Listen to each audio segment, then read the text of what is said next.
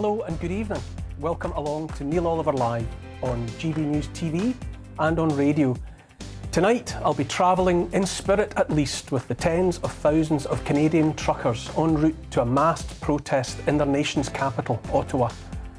At this time in January, we pause to remember and to celebrate the life of Scotland's national bard, the poet who gave us "My love is like a red, red rose, but pleasures are like poppies spread, you seize the flower, its bloom is shed, and a man's a man for all that," the irreplaceable Robert Burns. And for those of us of a certain age, there will be a welcome reunion with a beloved character from our childhoods. All of that and more coming up, but first, an update on the latest news from Miranda Schonker.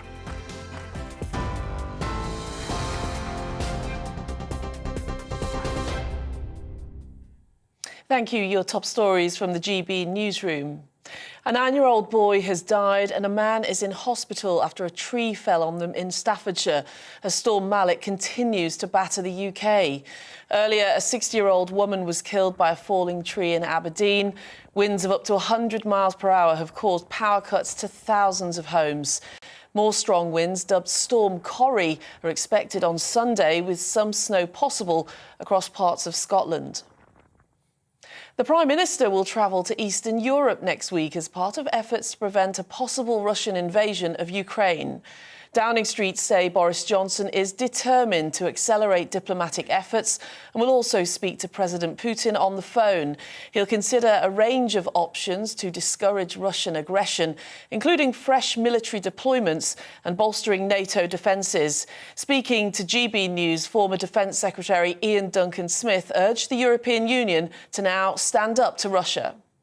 If they invade Ukraine, I think it is a threat to the way we live our lives. It is a threat to NATO. This is a democracy. It's a country that has the right to free choice. We've been giving them arms. I wish the rest of the European Union now would actually back up what the UK and America are doing. A former Attorney General has criticised the Met Police over its handling of the Downing Street party allegations. Lord Morris says he's dismayed with Scotland Yard after Sue Gray was asked by the force to make sure her report made minimal reference to Number 10 events they're looking into. It's led to claims that police were delaying its publication, something they deny. Former advisor to Theresa May, Joey Jones, thinks the police should reflect on their own conduct. Probably the Met that have more questions to ask themselves at the moment as to how they've allowed themselves to get into a situation where there's so much cynicism, so much anger, that could have been avoided quite easily just by being a bit more transparent and a bit more upfront about the reasons behind their decision-making. A major overhaul of the highway code has come into force today, and there are concerns that millions of drivers are simply unaware of the changes. New guidance means traffic will have to give way when pedestrians cross at a junction. Cyclists should also prioritise riding in the centre of lanes on quieter roads to make themselves more visible. Edmund King, president of the AA, spoke to GB News earlier. And the Canadian singer Joni Mitchell has asked streaming site Spotify to remove her music over COVID misinformation concerns.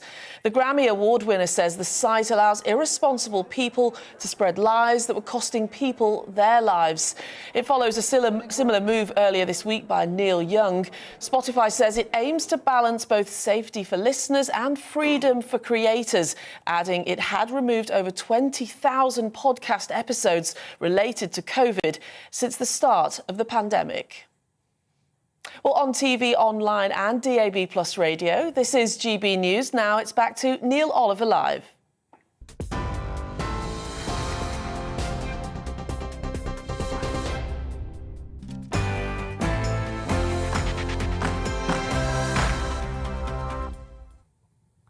This week, I got a letter from a family for whom life, where they are in the world, has been made unlivable by the pressure to vaccinate their children.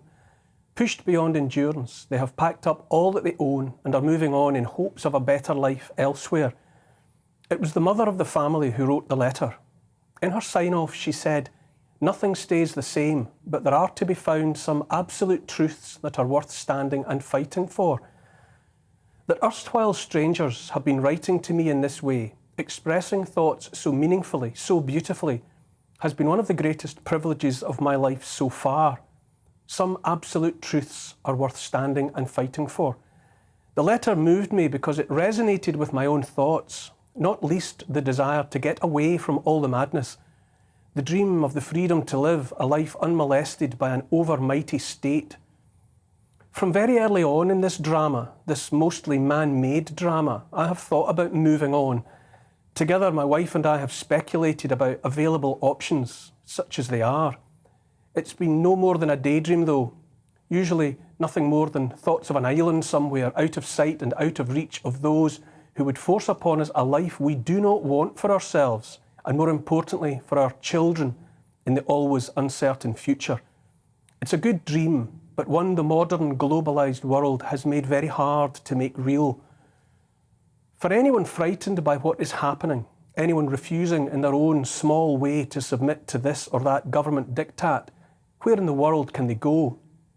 For the first time in history, we are within sight of a world that is one world, all the same place. In the past, if you didn't like the king or the culture, you could go somewhere else, like those pilgrims who departed England in the 17th century to make a new world on the other side of the Atlantic Ocean. Now we're approaching a time, if indeed we've not already arrived, when there is nowhere else. More and more, everywhere on earth seems to be the same, afflicted by the same madness, the march towards one monolithic state bent on the total control of our lives. Sometimes when thoughts are too bleak and overpowering, it's worth lifting the head and looking upwards. The space probe Voyager 1 left planet Earth on the 5th of September 1977. Its unimaginable odyssey saw it pass close by Jupiter and Saturn, taking photographs all the while and transmitting them back to the home planet. Sometime in the August of 2012, after 35 years of hurtling flight into the void, Voyager left behind the heliosphere, the vast protective bubble provided by the sun and her solar wind, and entered the unthinkable cold and emptiness of interstellar space. Voyager 1 is now approximately 14 billion miles from Earth, the furthest flung human-made object in existence.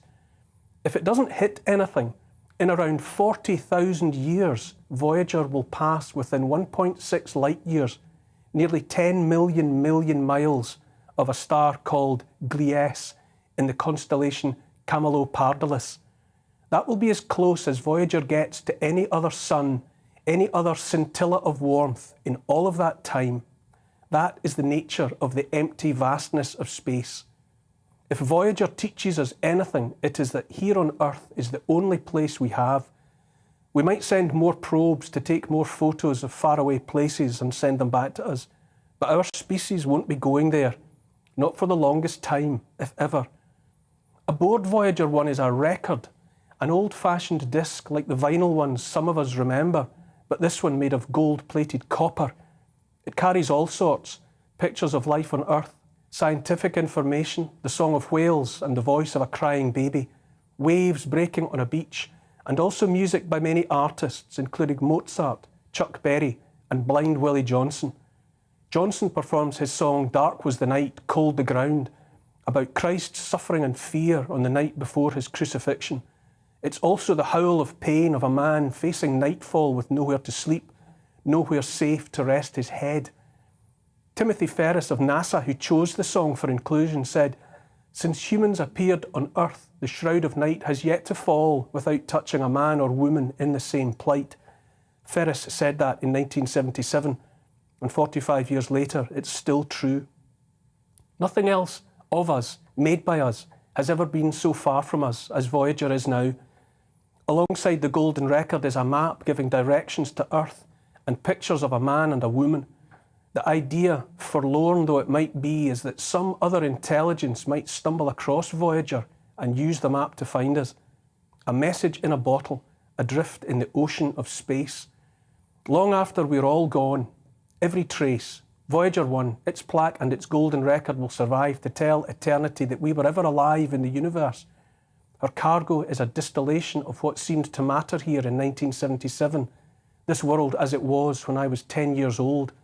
Sometimes I miss that world of the 70s very much, and think that if I could make a gift of it to my own children, then I surely would.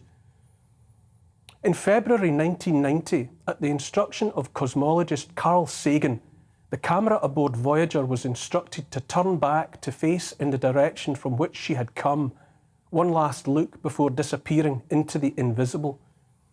The resultant photograph from 3.7 billion miles away shows Earth like a speck of dust suspended in a sunbeam. It's called the pale blue dot, and if you're watching GB News on TV, you can only just see it there on the right, that pale blue dot. Writing about the photo in 1994, Sagan noted, "That's here, that's home, that's us. On it, everyone you love, everyone you know, everyone you ever heard of, every human being who ever was lived out their lives. Our planet is a lonely speck in the great enveloping cosmic dark. In our obscurity, in all this vastness, there is no hint that help will come from elsewhere to save us from ourselves." Sagan was a genius and also a poet. There are those among us who would change our world beyond recognition.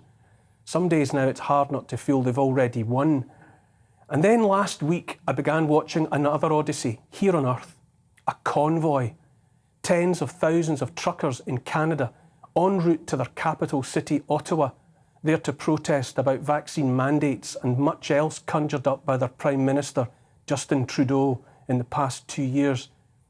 Figures are always hard to gauge, far less to verify, but I repeatedly read that 1.4 million people were on the move towards the Canadian capital, there to have their voices heard. As I said on social media last week, every once in a while I envy the jobs of others. All week now I've been wishing with all of my heart that I was a trucker in Canada, thundering towards Ottawa. What a grand adventure. So grand, I don't know whether to cheer or cry about it. Perhaps both. Of this planet of ours, this pale blue dot, Carl Sagan wrote, "There is perhaps no better demonstration of the folly of human conceits than this distant image of our tiny world. To me, it underscores our responsibility to deal more kindly with one another and to preserve and cherish the pale blue dot, the only home we've ever known. If the last 2 years have had anything to teach, then it's surely that we must deal more kindly with one another. For now we could start by ending the bullying and coercion of those who have made the choices to which they are entitled as free human beings. We could agree that a person has the right to feed their family without having to submit to a medical procedure of uncertain efficacy, uncertain safety. We could agree to leave the children alone. We could take off our masks and smile at one another. I think about a family left with no option but to leave their home and their lives in hopes of finding peace elsewhere. I hope with all my heart that they find that peace. Sagan urged us all to notice the blood spilled by generals and emperors in hopes of becoming momentary masters of a fraction of a dot. He wrote about endless cruelties inflicted by some inhabitants upon others. I watched that thin dark thread upon the snow of Canada, a thread made of thousands upon thousands of trucks and unspooling like the uncertain future, and I prayed it would make the difference that's so sorely needed. Carl Sagan said that, like it or not, for the moment, the earth is where we make our stand. I say each of us has the chance and the choice to make an honest stand. I stand with that family on the move and with those Canadian pilgrims in their trucks.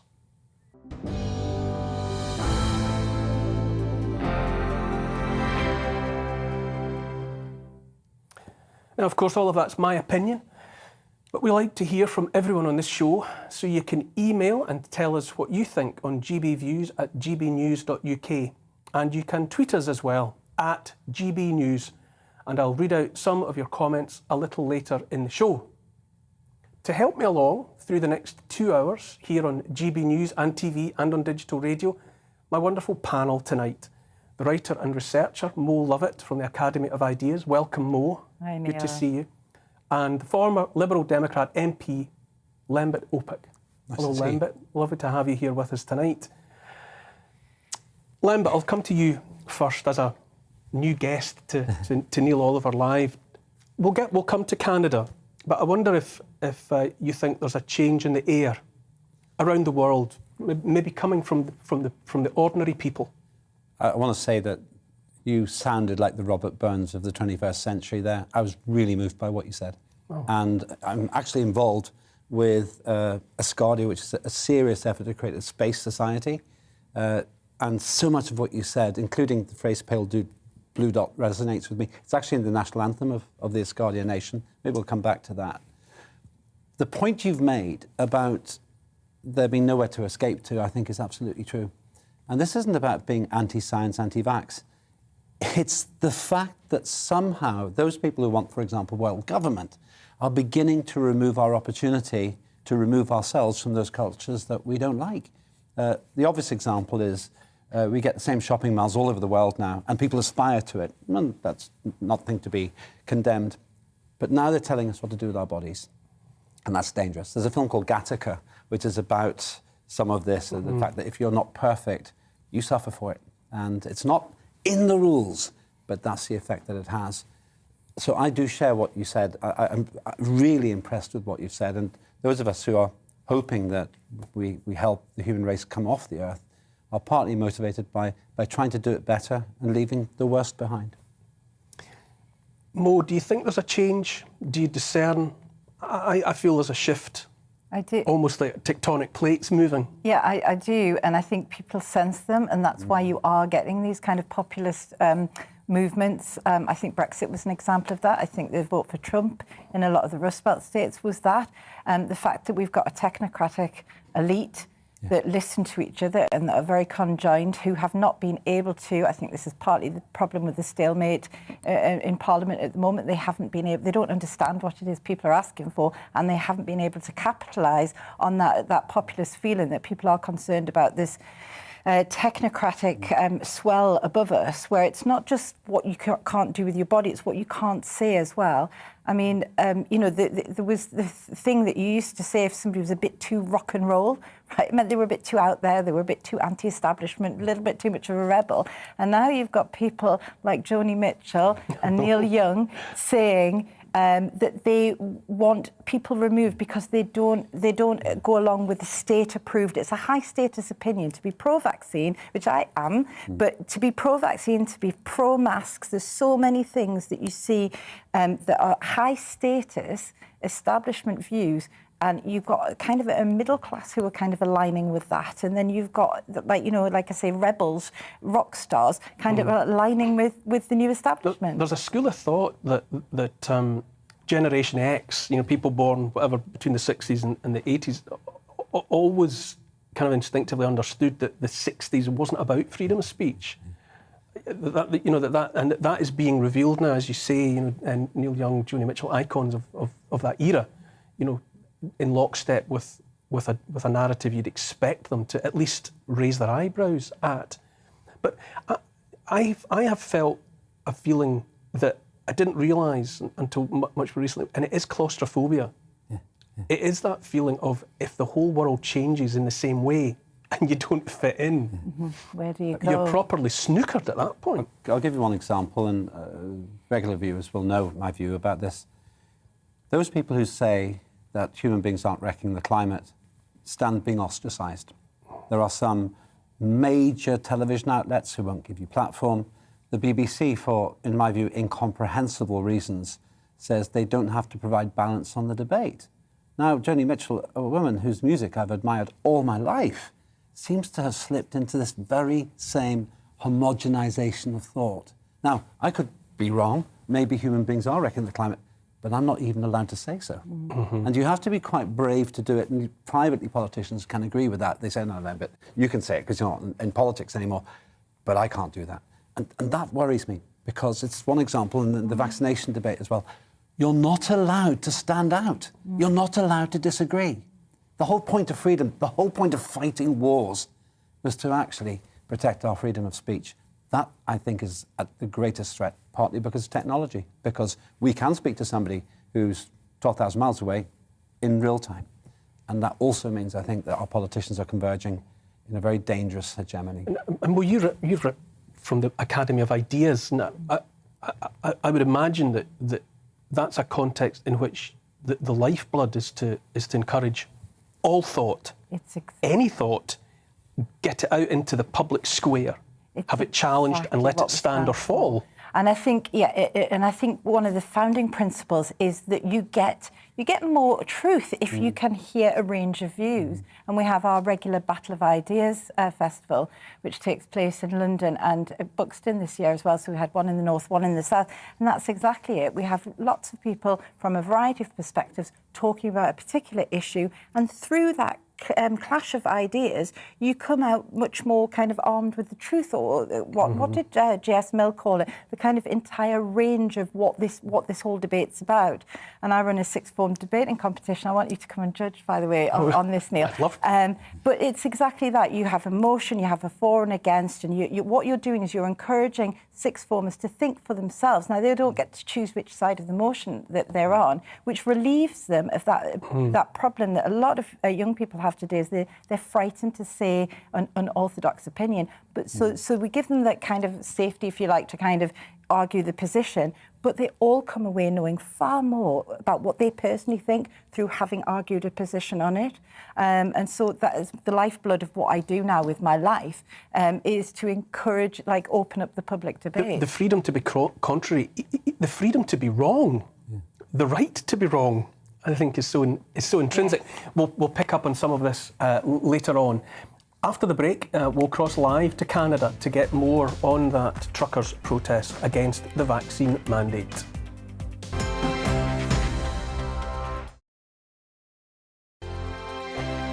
Hello there, I'm Eamon. And I'm Isabel. And you're watching the GB News digital stream across the United Kingdom. And around the world. If you're here in the UK, you can also watch us on your TV screen. GB News is Freeview channel 236. On Sky, we're channel 515. 626 on Virgin Media. Just remember, you might need to retune your TV to watch the channel. Yeah, and if you are doing that, find out more about retuning by going to gbnews.uk.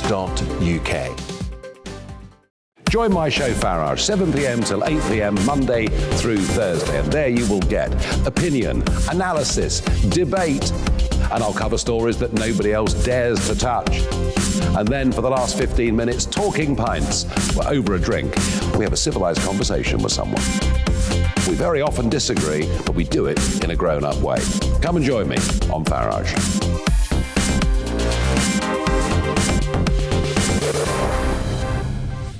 I'm Dan Wootton. Join me Monday to Thursday from 9 to 11 for the feistiest and most fun news debate on TV, where free speech reigns. I'll bring you a sharp take on the day's biggest stories, bombshell newsmaker interviews, and A-list guests. And I guarantee you, no spin, no bias, no censorship, and no reason to go to bed. That's Dan Wootton Tonight, Monday to Thursdays from 9 on GB News. Hello there, I'm Eamon Holmes. And I'm Isabel Webster. And we hope you can join us for Breakfast with Eamon and Isabel. You make me laugh out loud, belly laugh. Is that important first thing in the morning? Yeah, absolutely. And there's me trying to be deadly serious. News is a serious business. Yeah, I have to rein you in sometimes. Well, it doesn't stop us laughing at it. It doesn't stop us having an opinion on what's going on. Yeah. And it certainly will not stop us reflecting what you think. Weekdays from 6 to 9:30 on GB News.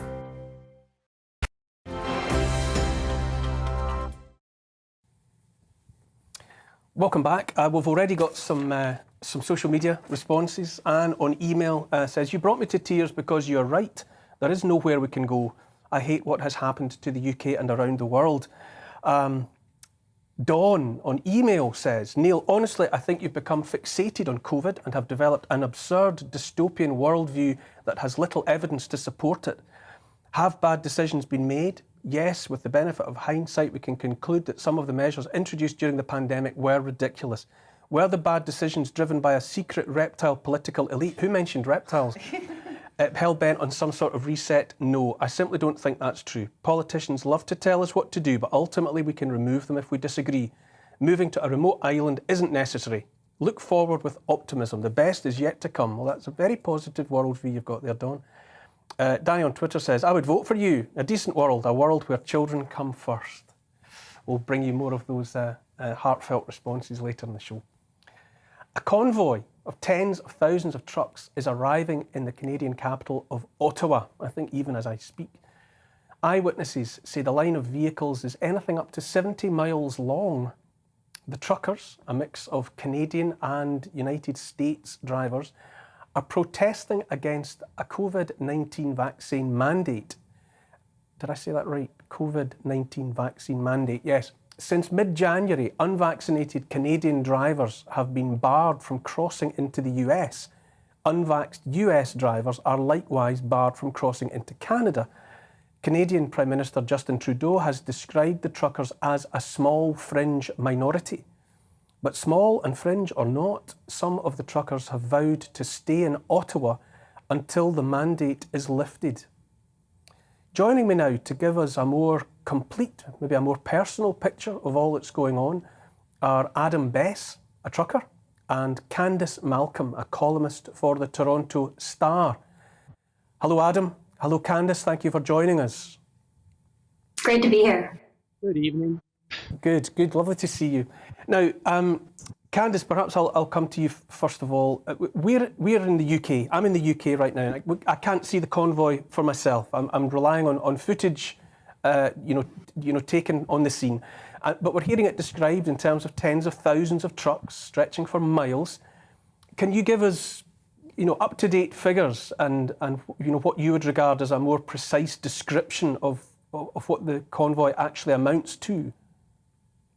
Absolutely, sure. Neil, first I just want to say thank you so much for having me on the show. It's such a pleasure, and we've been watching your reports, and we appreciate it so much. I just want to slightly correct you. I'm not with the Toronto Star. Toronto Star is a fringe left-wing newspaper in Canada. I write with the Toronto Sun, and I'm also the founder of True North, an independent media outlet. So to me, the convoy is so much more than just a protest against the mandates. Maybe originally that was the idea behind it, and that is what led these truckers to take this measure.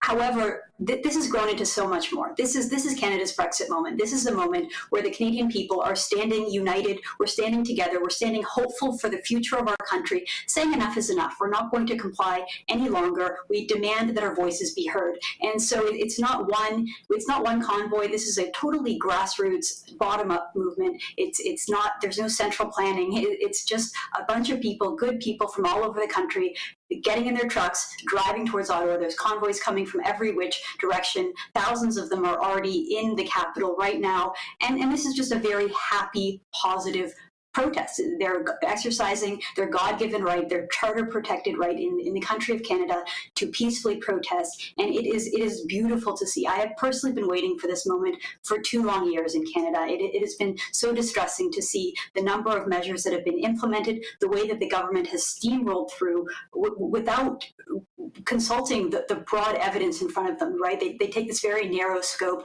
They look at virology and COVID, and they forget about everything else happening. They forget about the mental health issues, the people who are out of work, the struggle that so many people are going through with students and children and young people, and so many disastrous elements going on. We've been ignored for long enough, and I'm so proud of my fellow Canadians for finally, after 2 long years of being complacent and going along with the rules, doing exactly what we were told to do. We're finally coming together, we're standing up, and we're demanding that our voice be heard. Thank you for that, Candice. Adam, turning to you now, you're a trucker. Are you part of this protest? Are you on the ground, as it were? Well, I am on the ground. Unfortunately, due to my position in the industry, I'm not able to physically participate out in Ottawa, but I strongly support what the convoy is about. Like Candice had said, it has changed from what it originally started as being against the mandates for the vaccines, and it is so much more. It's about our freedoms that the government has basically squashed and taken away from the Canadian public.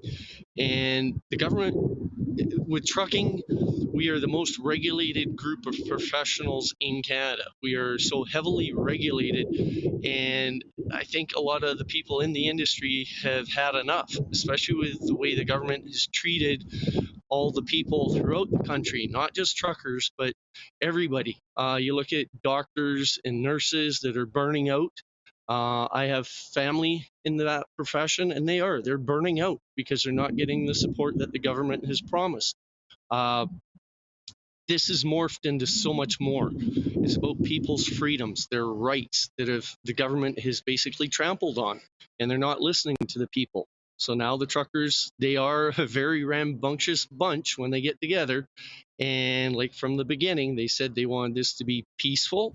They wanted to make some changes, and it's for everybody. It's not just the trucking industry as a group. It's for every Canadian. That's what they're standing up for.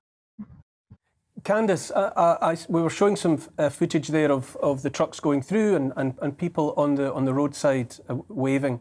I saw earlier today something I could scarcely believe, that in Nova Scotia there's been legislation passed to make it illegal to support, finance, organise a convoy, and furthermore that it's been made illegal to stand by the roadside and wave your support. Can that be true, or am I reading misinformation? No, that's absolutely correct. And again, this just emphasizes, Neil, the reason why we are having this protest. We Canadians, I heard a great Canadian, Theo Fleury, say this the other day, and I'm going to repeat it. Canadians have a very long fuse. We're very patient. We're very complacent when it comes to following the rules. Canadians are rule-abiding people. But once that long fuse runs out, you better watch out. And as my colleague said here, these truckers are a rambunctious group, and they are dedicated. They are dedicated to making this change. So to the point about the Nova Scotia rule, yes, there's a rule that they implemented to try to stop people from protesting against public health measures. There is a rule that prevents people from blocking the freeway since it's considered critical infrastructure. And the Nova Scotia government has basically just used this power to say that people can no longer protest on this, or no longer cheer on the protesters on the side of the freeway. Well, good luck with that. Let me just say, first of all, the trucking convoy's already gone through Nova Scotia, so they're a couple of days too late in implementing that. But just to reemphasize, it's not just the federal government that is overreaching. We are seeing governments all over the country of Canada, provincially, municipally, federally, all of them are overreaching, abusing their powers. This is a perfect example, Neil, exactly why we have this protest and why we need this protest. And so I'm just, again, I want to emphasize how happy and proud I am of this movement. It's such a positive movement. It's so looking forward to the future, so happy, so peaceful. These aren't angry people. These aren't resentful. This isn't a mob like the media may try to portray it. This is a happy moment. I've heard people calling this Freedom Day in Canada, and that is what it is. Regardless of what our governments are doing, and they are abusing their power, this is a day for the Canadian people to show the power that we have when we come together like this to demand better, to demand our freedoms back, to remind our elites who they work for, who's in charge in this country, because it's not the Prime Minister who gets to decide. It's the people, and the people are making their voice heard, and it's wonderful to see. Adam, can you, speaking as you are and do from within the trucker community, how is it being received in the wider population? When you encounter the rest of your fellow Canadians, what feedback are you receiving? Well, I've seen and I've heard mixed reviews from people. Some people are 110% behind the truckers and what the truckers are standing for. Other people are taking a negative spin on it, which is unfortunate because it seems like it's misinformation that they're getting. For the most part, again, it may have started out as truckers against the mandate for the vaccine, but it is so much more that they're fighting for. Like Candace said, our politicians seem to have forgotten the basis of a democratic society, and that is the politicians work for the people.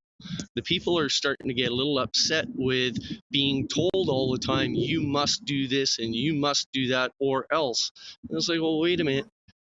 All your policies and all your mandates are affecting the working people. The politicians, they're still getting their paychecks, yet thousands of people are losing their businesses, thousands of people are losing their homes because they're not able to work because the government has shut them down. So for the truckers to stand up united against what the government policy is and what it's doing to Canada as a society, I applaud them. And their first and foremost thing that they stated when they started all of this was it was to be a peaceful protest. They're not trying to be a mob like the government and some of the media is trying to make them out to be. We're people first. We have families. We have lives. We live in the society like anybody else. We're no different. We were people first before we got labeled a trucker. Candice, if I can just come to you there on what Adam's saying there about the government. When was Mr. Trudeau last seen in the context of this protest, and what are his most up-to-date words on the subject? Well, the last time we saw him was on Thursday when he categorized this movement as a small fringe minority who held unacceptable views. And it was almost like as soon as he said that, those words went viral in the worst possible way, because we started to see just how broad this movement had become. We saw people all over the world inspired by these Canadian truckers. We saw the most high-profile American celebrities throwing their weight behind these brave truckers. And it was like the more that people, the sort of tides turned and the people realized how inspiring these truckers are and how beautiful this site is, to see Canadians standing in frigid weather. It's minus 20 outside in Ottawa right now. It is freezing out there. And what do you see? Canadians lining the freeways, these truckers going on in their convoy, beautiful maple leaves being waved. It's an inspiring sight. Justin Trudeau is nowhere to be found. He later announced that he had been exposed to COVID, even though he's triple vaccinated, took a negative COVID test. He's not showing any symptoms, but he still had to go into hiding, 5 days of self-isolation, even though that's not what any of the rules say. And now the CBC, Justin Trudeau's government-funded media outlet, is reporting that he's been moved to an undisclosed location because of threats. Okay, the entire thing is so absurd, because this is a peaceful movement. There's nothing like the way that the media is describing it, or Justin Trudeau is describing it. They want the people out there to believe that the people protesting are fringe, they're angry. None of those things are true. They're not. I've even seen media reports, describing them as potential terrorists. None of that is true. The media and liberal politicians are trying to make this out to be something that is not. This is, again, a beautiful movement of peaceful protesters, and the truckers really speak for all Canadians. They speak for so many of us, and so many Canadians are saying thank you to the truckers. Thank you for having the courage to do something powerful, to do something real.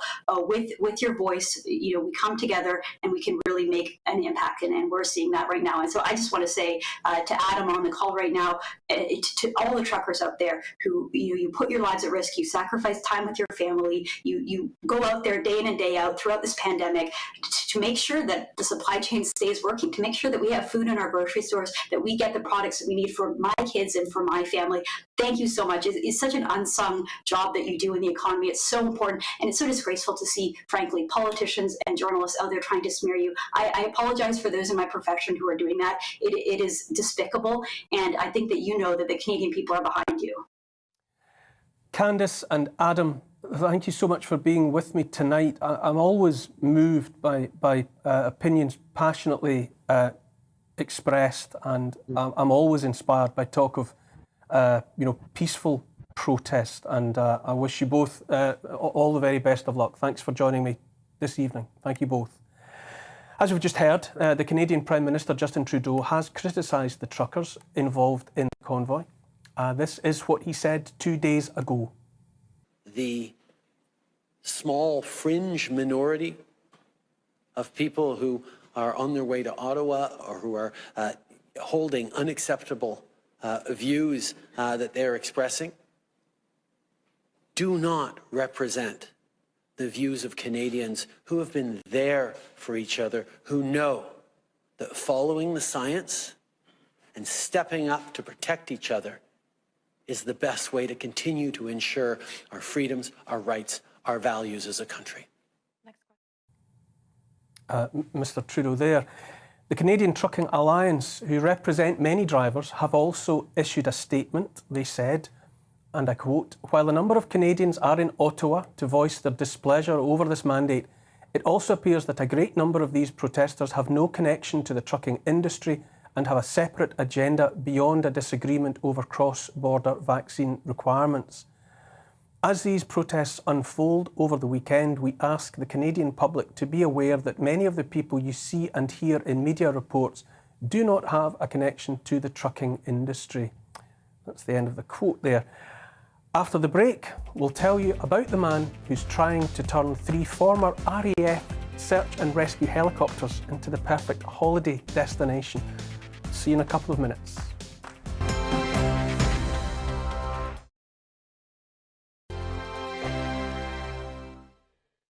Hello there, I'm Eamon. And I'm Isabel. And you're watching the GB News digital stream across the United Kingdom. And around the world.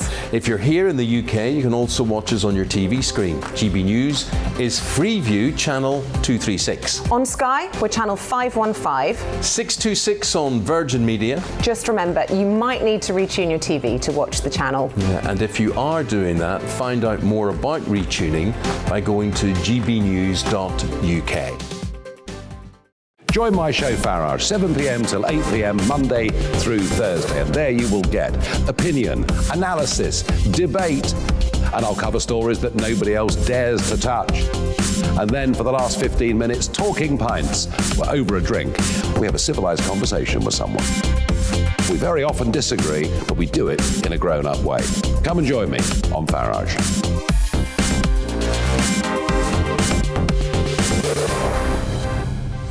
I'm Dan Wootton. Join me Monday to Thursday from 9 to 11 for the feistiest and most fun news debate on TV, where free speech reigns. I'll bring you a sharp take on the day's biggest stories, bombshell newsmaker interviews, and A-list guests. And I guarantee you, no spin, no bias, no censorship, and no reason to go to bed. That's Dan Wootton tonight, Monday to Thursdays from 9 on GB News. Hello there, I'm Eamon Holmes. And I'm Isabel Webster. And we hope you can join us for Breakfast with Eamon. And Isabel. You make me laugh out loud, belly laugh. Is that important first thing in the morning? Yeah, absolutely. And there's me trying to be deadly serious. News is a serious business. Yeah, I have to rein you in sometimes. Well, it doesn't stop us laughing at it. It doesn't stop us having an opinion on what's going on. Yeah. And it certainly will not stop us reflecting what you think. Weekdays from 6 to 9:30 on GB News.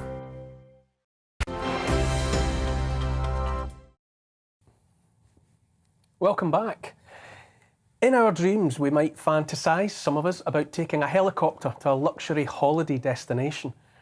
A Yorkshire-based entrepreneur has a plan to make helicopters the destination by transforming former RAF Sea King search and rescue choppers into luxury pods for glamping. I'm not making this up.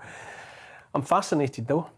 Now, Ben Stonehouse from Scarborough is on the lookout for the perfect site as the location for his fleet.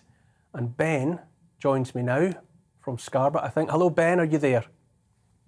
Good evening, Neil. How are you doing? Hello, Ben. Good to see you. And you. I don't know where I almost don't know where to start with this. How and why have you come into possession of 3 Sea King helicopters? These are not small items. No, they're not. Well, over the last 5 years, I've been collecting them from various locations across the UK. They've been stripped out completely by the MOD and by partners of the MOD that remove all the parts. And they come to me as a completely empty shell. And so, come on, talk us through it. What is your plan? How do you go about transforming, you know, a utilitarian, a military aircraft into the kind of luxurious destination that would attract glampers? What's your vision? Well, it's like I say, it's taken a lot of time to get hold of the helicopters, firstly. But in actual fact, gaining the parts has been the most difficult part. We've had to source individual items from all over the world, things from Germany, France, Belgium, and even Australia. We've had to, get parts from to put these helicopters back together. And we're getting to the point now where the helicopters are ready to be sighted. And I'm pleased to say that there has been a site come forward in Scarborough, which is Pinewood Park, which are going to actually be launching the clamping in the helicopters from April this year. So we've got to get the interiors finished out, and there will be a luxurious finish and suitable for families up to 4 people. Correct me if I'm wrong, but I think I saw in the notes that they won't all be accommodation. That you've come up with another idea for at least one of these choppers. That's correct. So 2 out of the 3 of them are going to be glamping accommodation, and the 3rd we're looking to turn into a cafe kiosk. And the profits from the cafe kiosk are actually going to go to local causes and local charities, because we just wanted to keep the helicopter in the public eye, because it's a piece of history, and I've always been an enthusiast of the Sea King helicopters. We just want to keep it in the public domain, really. Am I right in thinking that one of these craft, in its pomp, in its heyday, had a moderately famous pilot and occupant? Would that be right?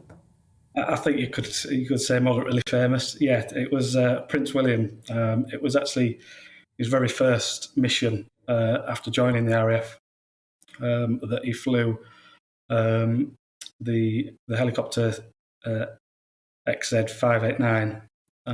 Which is going to be the cafe kiosk. So everybody that does come and visit will be going into the very same helicopter that Prince William has flown and rescued many people from. Bear with me while I invite my panellist guests to contemplate holidays in modified helicopters. Lembit, you've got a pilot's licence. Fixed wing, maybe? Yes, fixed wing. I've done some hours in, you'll know, an R-22. It's a small helicopter. But I've got a pilot's licence. I want to work for you. I want to come and work for you. I love the idea. I actually had this idea myself once. I'd never had time to do it, to actually buy decommissioned aircraft and turn them into cafes and hotels. But you're doing it. Yes. And Scarborough's a great place to come, so count me in. Mo, I think this is a symptom, isn't it? I think of, staycations were in vogue even before the present situation in which we find ourselves. But I'm sure with people having restricted horizons, that any variation on a theme of a holiday at home, surely must be welcome. I think it's a brilliant idea, partly because of those reasons, but also because one of the things that not just the pandemic, but also this kind of technocratic world that we live in, sucked kind of fun and joy and glamour and just kind of craziness for the sake of it out of us a little bit. So I love the fact that he's done that. He's done something a little bit left field, and as long as it's glamping, I'm all right. I'm not going to rough it in a tent, but it's something that allows me to kind of be high maintenance. I would definitely be up for that. North Yorkshire's one of the best places to have something like that. Oh, yes.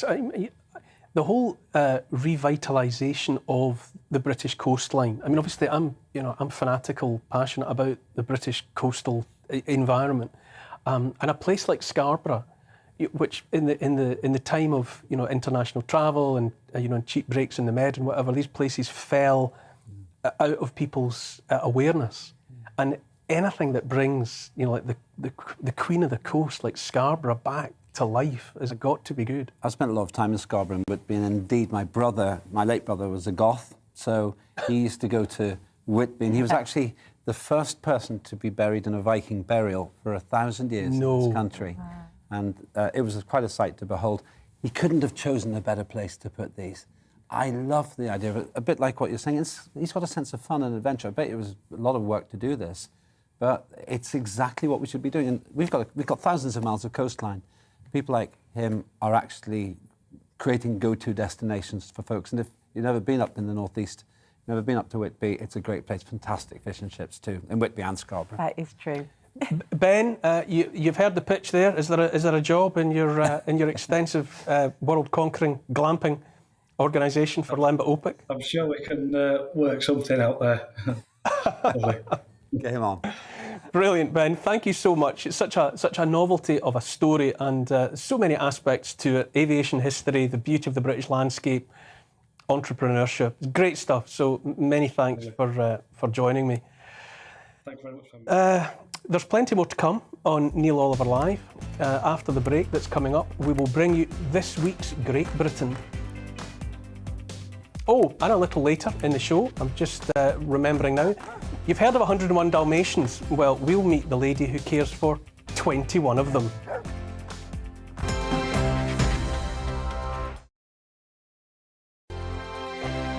Hello there, I'm Eamon. And I'm Isabel. And you're watching the GB News digital stream across the United Kingdom. And around the world. If you're here in the UK, you can also watch us on your TV screen. GB News is Freeview channel 236. On Sky, we're channel 515. 626 on Virgin Media. Just remember, you might need to retune your TV to watch the channel. Yeah, and if you are doing that, find out more about retuning by going to gbnews.uk. Join my show Farage, 7 p.m. till 8 p.m. Monday through Thursday, and there you will get opinion, analysis, debate, and I'll cover stories that nobody else dares to touch. And then for the last 15 minutes, talking pints. We're over a drink.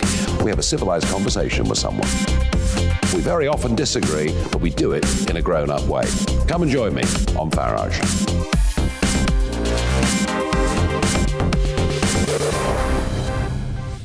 I'm Dan Wootton. Join me Monday to Thursday from 9 to 11 for the feistiest and most fun news debate on TV, where free speech reigns. I'll bring you a sharp take on the day's biggest stories, bombshell newsmaker interviews, and A-list guests. And I guarantee you, no spin, no bias, no censorship, and no reason to go to bed. That's Dan Wootton tonight, Monday to Thursdays from 9 on GB News. Hello there, I'm Eamon Holmes. And I'm Isabel Webster. And we hope you can join us for Breakfast with Eamon. And Isabel. You make me laugh out loud, belly laugh. Is that important first thing in the morning? Yeah, absolutely. And there's me trying to be deadly serious. News is a serious business. Yeah, I have to rein you in sometimes. Well, it doesn't stop us laughing at it. It doesn't stop us having an opinion on what's going on. Yeah. And it certainly will not stop us reflecting what you think. Weekdays from 6 to 9:30 on GB News.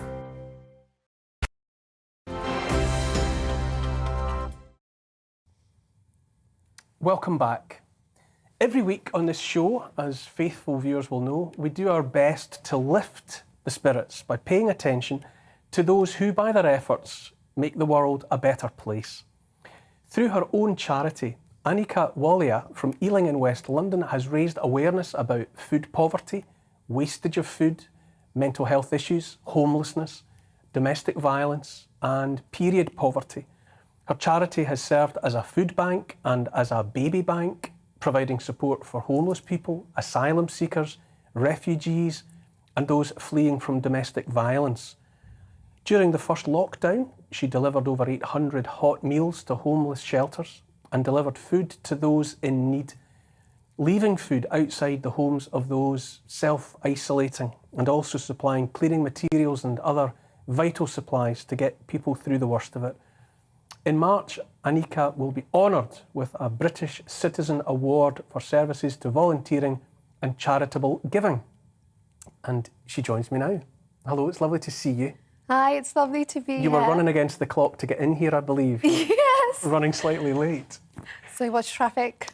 Now, tell me, how did all of this, I've read such a menu of cares and considerations that you've been involved with. How did that start for one so young? I started volunteering very young, actually, so all throughout my teenage years and even in university. And one thing I predominantly saw was that people were struggling to have access to good food, to bring food on the table. And as I was doing this, I wanted to see how could I help in a much more wider capacity. And then about 4 years ago, I decided to found my own charity, Annika Food Charity, which acts as a food bank. And now it's grown to act as a baby bank, and we give food, baby essentials, and just essentials to those who need it. I was struck reading through the kind of things that you've been concerned about: hunger, homelessness, domestic violence. Are these more prevalent now in our society? Are you seeing more of it rather than less as the 21st century progresses? So much more, and because of COVID, unfortunately, it's just gotten worse. And I think, unfortunately, when people think of England, they don't think of homelessness. They don't realise that it happens on such a large scale. Homelessness, period poverty, food poverty. People do not have access to basic living essentials. And I've seen it myself. They are struggling to survive. And with COVID, they don't have access to anything. And it's just made things so much worse. Are you doing this all by yourself? Or do you have a No, team around you? So I'm the main person, but yes, we have a team of, thank God, 20 volunteers. We've just been growing ever so much. And I just feel so privileged and lucky to be able to help so many people. How many people are you able to reach out to? You know, you're one person, one very busy and committed person, Yes. and you've got a team. Yes. How many out there in the community are you able to reach? Approximately, as of now, about 200 people a week. So we're seeing roughly about 800 to 1,000 people a month, and sometimes more. It varies. So sometimes it could be about 1,000, sometimes it even is 2,000 a month. It just, honestly, it varies. And we just have so many people coming to us because the demand has just increased so much for food and essentials. So, yes. You highlight something that I'm very aware of, food waste. Yes. That horrifies me, the amount of food that we have access to as a population, but which one way or another ends up going into landfill. What is your, do you have thoughts on strategy and ways in which we could stop the obscene throwing away of all those vital calories? There is so much food wastage that's happening in the United Kingdom, and annually it's costing the United Kingdom all this food wastage that's ending up in the landfills, good food that people can eat, $11.9 billion. That's a huge amount of money that could be spent anywhere else.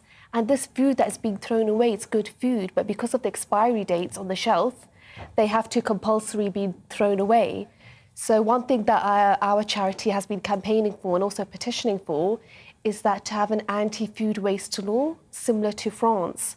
So what that means is that any food that you have to compulsory throw away at the end of the day, rather than putting in the landfill or in the bins, you have to legally give it to charities, soup kitchens, and they will come and pick it up themselves. So you organise, okay, this is the food, we're not going to throw it away, it's not going to go to the landfills, it will go to charities, soup kitchens, food banks, and then that food doesn't go to waste. People eat it and they survive on it. I struggle to comprehend what $11 billion or £11 billion worth of food even looks like. How can it be the case that those agencies you're talking about have not already organised a situation whereby that food is going to the food banks, to the charities? Why is that not already in place? I think it's easier for a lot of supermarkets and stores to actually just throw away the food. I mean, many of them already do it. We have so many partners with Morrison's, with Co-op, with the Greggs Foundation, but a lot of them don't because it has to happen on a regular basis. So for them, it's easier to throw away the food rather than maybe go through it or ask somebody from the charity, okay, you can come and pick up the food. It should happen because people are ready to sort it out, to come and pick it up and deliver it from the charities, but it doesn't happen. And another of my bugbears for the last couple of years has been the extent to which lockdown was inflicting collateral damage.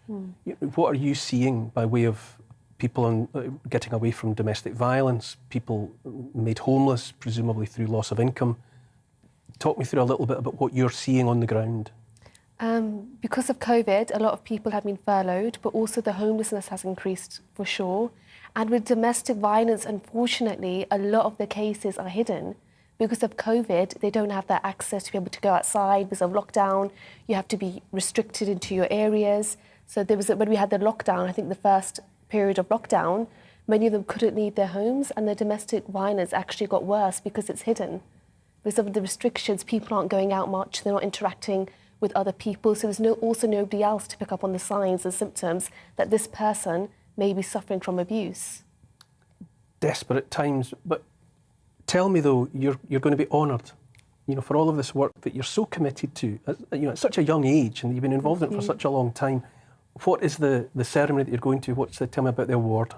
So I'm being honoured by the British Citizen Award, which is also dubbed the People's Honour, and it's for individuals who act as role models and who have a positive contribution in the society and to help their local community. So there'll be a medal presentation in March at the Palace of Westminster, and I'll be receiving a medal and I will be honoured for my work.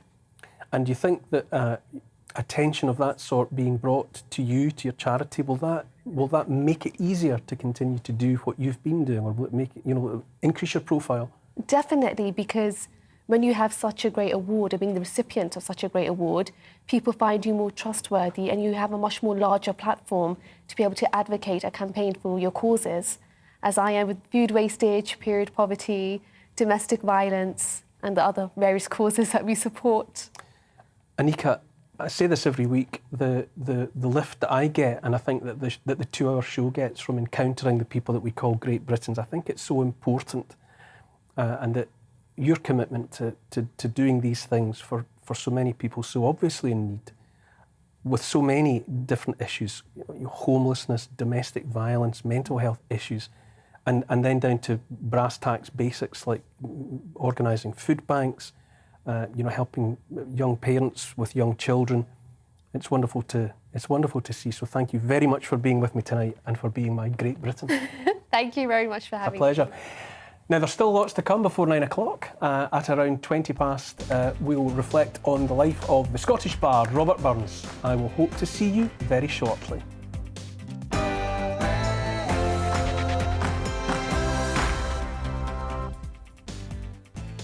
Oh, welcome back. You're still with Neil Oliver Live on GB News, TV and radio.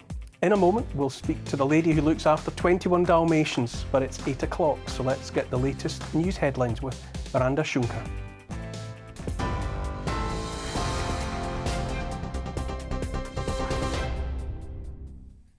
Thank you, Neil. Let's get you up to date with the top stories from the GB newsroom. A 9-year-old boy has died and a man is in hospital after a tree fell on them in Staffordshire as Storm Malik continues to batter the UK. Earlier, a 60-year-old woman was killed by a falling tree in Aberdeen. Winds of up to 100 miles per hour have caused power cuts to thousands of homes. More strong winds, dubbed Storm Corrie, are expected on Sunday, with some snow possible across parts of Scotland. The Prime Minister will travel to Eastern Europe next week as part of efforts to prevent a possible Russian invasion of Ukraine. Downing Street say Boris Johnson is determined to accelerate diplomatic efforts and will also speak to President Putin on the phone. He'll consider a range of options to discourage Russian aggression, including fresh military deployments and bolstering NATO defences. Well, speaking to GB News, former Defence Secretary Ian Duncan-Smith urged the European Union to stand up to Russia. If they invade Ukraine, I think it is a threat to the way we live our lives. It is a threat to NATO. This is a democracy. It's a country that has the right to free choice. We've been giving them arms. I wish the rest of the European Union now would actually back up what the UK and America are doing. A former Attorney General has criticised the Met Police over its handling of the Downing Street party allegations. Lord Morris says he's dismayed with Scotland Yard after Sue Gray was asked by the force to make sure her report made minimal reference to the number 10 events they're looking into. It's led to claims that police were delaying its publication, something they deny. Former advisor to Theresa May, Joey Jones, thinks the police should now reflect on their own conduct. Probably the Met that have more questions to ask themselves at the moment as to how they've allowed themselves to get into a situation where there's so much cynicism, so much anger, that could have been avoided quite easily just by being a bit more transparent and a bit more upfront about the reasons behind their decision-making. A major overhaul of the highway code has come into force today, and there are already concerns that millions of drivers are simply unaware of the changes. New guidance means traffic will have to give way when pedestrians cross a junction. Cyclists should also prioritise riding in the centre of lanes on quieter roads to make themselves more visible. And the Canadian singer Joni Mitchell has asked streaming site Spotify to remove her music over COVID misinformation concerns. The Grammy Award winner says the site allows irresponsible people to spread lies that were costing people their lives. It follows a similar move earlier this week by Neil Young. Spotify says it aims to balance both safety for listeners and freedom for creators, adding it had removed over 20,000 podcast episodes related to COVID since the start of the pandemic. Well, on TV, online and DAB+ radio, this is GB News. Now let's get back to Neil Oliver Live.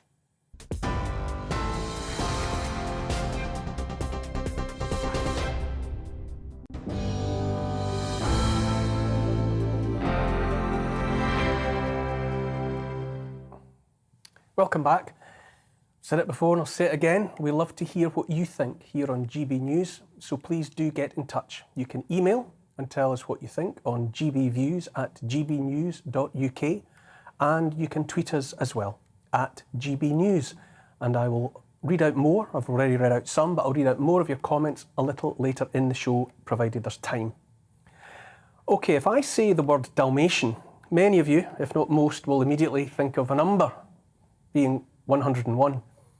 A couple in Devon are presently providing a home for, wait for it, 21 Dalmatians, as well as a number of what we call giant breed dogs, including Great Danes. Can you imagine?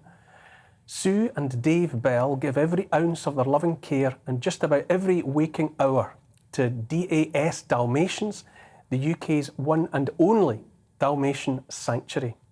Sue joins me now, and she has a bit of a call for help to make. Hello. Hi, Neil. My goodness. What can I say except tell me what life is like with your considerable canine family. It is full of love. It's full of fur. It's full of bruised feet. It's full of lots and lots of feeding dishes every day.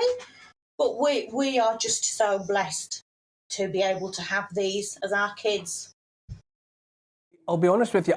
Because of the markings, I'm not quite sure even how many Dalmatians you've got sitting with you there. How many of your friends are there at the moment? We've got this one here he's Devon. He's a liver spotted. And then we've got Pig, who is black spotted, and she's called Pig because she's only 16 kilos. She's a tiny, tiny thing. Then we've got Mouse, who is our rescue and sanctuary mascot. He's deaf. And then we've got Spider. And I called Spider because he likes to climb and is very good at it. Sue, did you mean ever in your wildest dreams to end up caring for so many dogs all at the same time? And if not, how did it happen? I set the rescue, or we set the rescue in May 2016 because I had a Dalmatian many years ago and she unfortunately had to go back to the rescue I adopted her from. And I always said that I would, if in future I could help other people go through what I went through, then I would do that. And Pig has now seen the screen and he's seen chips being handed out on the TV. I was going to ask you what that is that you're feeding your brood there. So it's chips. Is that officially part of a Dalmatian's diet? It was Mouse's birthday in October last year, and so can somebody please remove the donkey? This is one of our Danes called Donkey. Sue, it was Mouse's birthday last year. They just wait to be fed. Now, Sue, it is officially a sanctuary that you're running there. So, apart from the fact that you've got 21 Dalmatians and sundry other breeds, some of the dogs need special care and consideration. Is that right? They do. We basically help the ones that other rescues refused to help. Dogs that were going to be put to sleep, dogs that have health issues, elderly dogs that are end-of-life care, and they're a real mixture, but they all need care and they can't be rehomed. We've got one called Paloma who still thinks that humans are a snack. She doesn't like strangers, so she thinks that she can eat them. That's very revealing information, I would say. I'll bear that in mind if I ever come to visit. I shall look out for Paloma. Come and visit, you'll be fine. Now, I noticed there. Oh, in fact, that's a Dane there, isn't it? He's back. I have 2 Irish wolfhounds myself, so I'm familiar with the giants. But I can only imagine how the presence of Great Danes and other giants further complicates what is already a challenging existence. Yeah, especially Donkey. Now, you all live together, don't you? The dogs in your charge they're not kennelled or in any way separate from you, are they? No, we don't have kennels. We believe it's better for the dogs to still live in a home environment. We actually share a stable with them. Yeah, it's utter madness. Now, I mentioned that when I introduced this item that you're looking for some sort of help. Now, it's to do with your accommodation, isn't it? If you could kind of bring us all up to speed with what the challenge is that you have accommodation-wise. Where we are now, we actually live down a bridle way, and it is in such a bad state of repair that our vehicles are getting damaged coming down. Nobody will deliver to us, which means we have to pay more for dog food because we have to go out to collect it. Where we actually live is on the side of a valley, and we have no drains. So when it rains, we flood, which means that every time it rains, the dogs and us are living in mud. They've permanently got wet feet. They manage incredibly well, but the point has come where enough's enough. And what is it that you're looking for? You've got a fairly specific accommodation requirement, do you not? You've kind of got a list of must-haves. We need to be rural with no neighbours, but that is for Dave and us more than the dogs. If you find your island, please let us know if there is one next door to it. We need donkey. Sorry. Never work with animals. We need somewhere that is rural, that has no neighbours. That's good coming from somebody with 21 Dalmatians. I know. Either a farm or an equestrian place that has outbuildings or stables and a yard so that there is drains, land of an acre upwards. We have all the equipment to keep many acres cut and tidy. We would fence. If somewhere wasn't adequately fenced, we would put the fencing up. If there weren't buildings, we would put temporary stables up. We are prepared to do whatever it takes to a property to make it right for us. We need to move. Hear the emotion in your voice. I know I've got two dogs myself. I know how tying they are, but I think obviously with the number of animals you have there, you must be tied permanently to the house. It must be very limiting on where you can go and how you can go. Holidays, visits to family, that kind of thing. Holidays, we don't have holidays. We can't. We can't. Dave, I do the shopping online, Dave goes and does the shopping, Dave goes out and gets whatever we need, because there always needs to be somebody here with them. I've been home back up to Morecambe Bay once in 6 years. That was when my son got married recently. We don't go out, we don't have a life. Our life is here and is centred around looking after these kids. But just to see you there, though, with those peaceful Dalmatians beside you, the life that you are giving, dogs that perhaps would have been maybe euthanized or certainly wouldn't have the circumstances that they have now. I can only imagine that, difficult though it is, this is your life, isn't it? Yours is a life dedicated to these Dalmatians. It is purely dedicated to looking after them, keeping them safe, keeping them happy. They have the best food, the best vet care. My whole life is these kids. They're not dogs, they are our kids. And we need to find somewhere so that we can still keep helping them.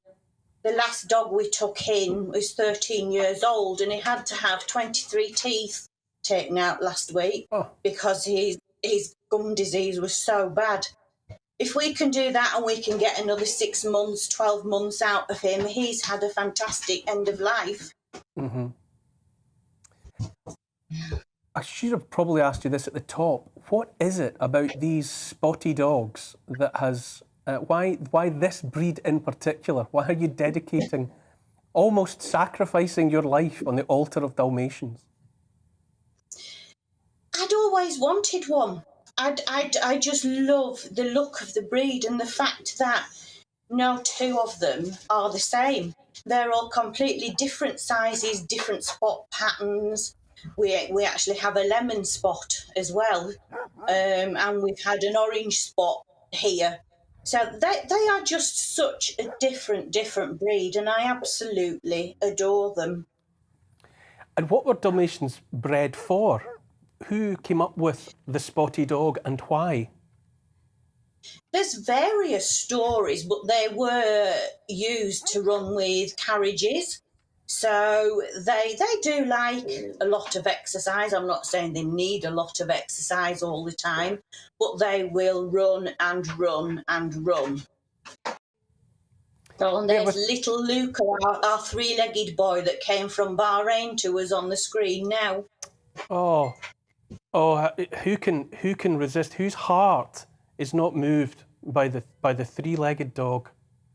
Sue, I'm just gonna invite my guests in the studio here with me to think about this. Now, Mo, you're a lover of animals in general and dogs in particular. How do you feel about sharing a stable with 21 Dalmatians and half a dozen Great Danes? I mean, that's perhaps more commitment than I would make, but they are absolutely adorable dogs, and you can see how happy they are there, and I think it's amazing. I know what she means about them being very tiring, though, because it is a thing that if you don't have a dog, you don't realise. It's not easy just to kind of, during the pandemic when you couldn't go and see your neighbour. I suddenly lost all my kind of network of potential dog minders and stuff, and so it's really hard. So it is very tiring. But look at the joy they bring. I love the play bow. When they do the play bow to dogs before they're about to play. Len, but I find there's something very moving about people like Sue. Who give of their lives. A lot of people would look on and say, "Oh, madness," but it's not. It's about finding something in life that matters to you more than yourself. I'm more of a cat man myself because they're independent. If you forget to feed them for a couple of weeks, they just move somewhere else. You can't do that with a dog. I think you're right. I used to live next door to Hunt's stables when I was an MP, and the guy in charge of those dogs, he loved every single one of them. He knew them, and it was inspirational. And actually, Sue reminds me a little bit of him because I think you need a gentleness of character to really do what Sue's doing. Sue's living in a great big kennel by the sound of it. And I really admire that. And also, Sue can confirm the one mistake that everyone makes. Alsatians don't have 101 spots, do they? No, Dalmatians. People think it's the Dalmatians that don't have 101 Does spots. Sue know all their names, all 21 of them? I can only imagine. Sue, is that the case? Can you name check all of your charges? Yeah, every single one, and I can actually tell you whose food dish is who by looking at it and how much food they have. Do you have registration every morning? Do they all have to put their paws up and bark here? There is occasionally you think somebody doesn't come in for a meal because they actually get fed 3 times a day because it's better for health, preventing bloat. So if somebody doesn't turn up, you're like, okay, where are they? And another thing that strikes me, when you have so many dogs together at one time, there must inevitably be a steady process of loss. A lot of them are inevitably coming to the end of life, happy or otherwise, and that's an emotional toll also to always be in the process of going through that. Crikey. I promised myself I wasn't going to cry. We go through that roughly every 3 months or so. Just purely because we've got so many old ones and we're taking the ones that have health issues as well. And now Devon knows Mum's upset, so he's come to give me his better. Right. It's horrific. It absolutely rips your heart out. That's amazing. Isn't that always true? People who know dogs will tell you, especially a pack, there's always a nursemaid, isn't there? There's always a dog in the group that looks after people. Sue, I can only say I could talk to you endlessly. The commitment and the dedication that you're making to. I mean, look, how can you look in that dog's eyes and not regard him as deserving of the attention that you are giving? And like with the Great Britain earlier, I'm constantly reassured by encountering people who take a different path through life, and they take that path because it enables them to make a difference to someone or something that would otherwise be left by the side of the road. So I take my metaphorical hat off to you, Sue. I hope that you're able to find that new accommodation. And if anyone wants to get in touch with us, if they've got the right kind of place that would let you look at the love from that dog. If anyone, he is just a softie. It's lovely to see. I hope that you find the new home that you all need and that you all deserve. But for being with us tonight, Sue, many, many thanks and good luck. Thank you, Neil. You're being well looked Thank you. I after there. appreciate it. After the break, I'll reflect on the life of Robert Burns in the week that a statue of the Bard returned to Edinburgh.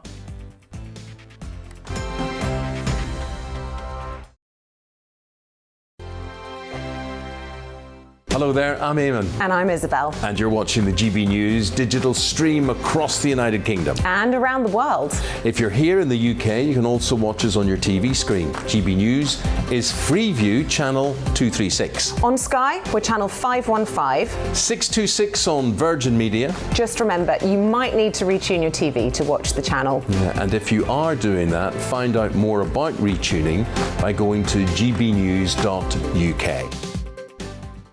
Join my show Farage, 7 p.m. till 8 p.m. Monday through Thursday, and there you will get opinion, analysis, debate, and I'll cover stories that nobody else dares to touch. And then for the last 15 minutes, talking pints. We're over a drink. We have a civilised conversation with someone. We very often disagree, but we do it in a grown-up way. Come and join me on Farage.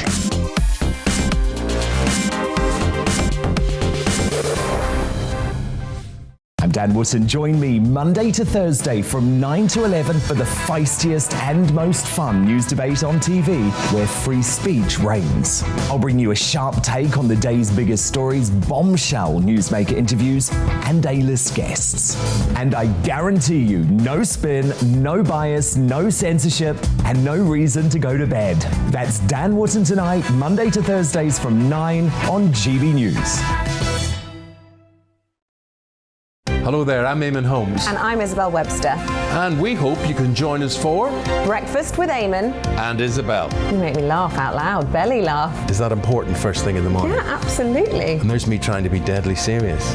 News is a serious business. Yeah, I have to rein you in sometimes. Well, it doesn't stop us laughing at it. It doesn't stop us having an opinion on what's going on. Yeah. And it certainly will not stop us reflecting what you think. Weekdays from 6 to 9:30 on GB News.